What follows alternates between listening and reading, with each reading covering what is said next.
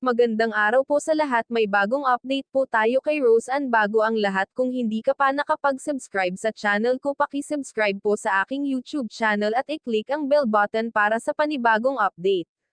Mga kalingap, binisita nila ang bahay ni Rose Ann dahil sa panahon sa Bicol, kaya nag-alala na lamang si Rab sa kalagayan ng mag-ina.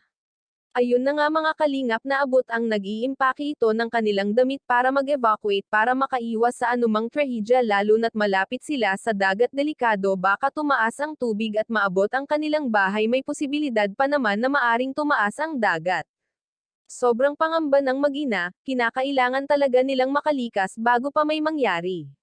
Kasama nga rin mga kalingap si Joy sa pagbisita kay Rose Ann para kamustahin ang kalagayan, kahit papano nakaramdam rin itong si Joy ng pag-alala kay Rose Ann dahil wala pa itong maayos na tirahan.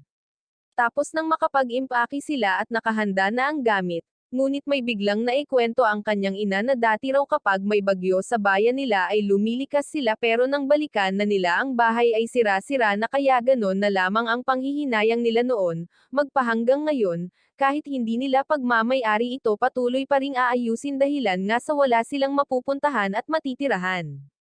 Habang kausap itong si Rose Ann, gaga ito dahil siguro kinakabahan ito sa anumang mangyari, at ang masaklap pa ay may sakit ang kanyang ina. Parang hindi alam ni Rose Ann ang kanyang gagawin. Kaya may nag-abot rin ng tulong kay Rose Ann, tamang-tama kailangan nila ito sa ngayon.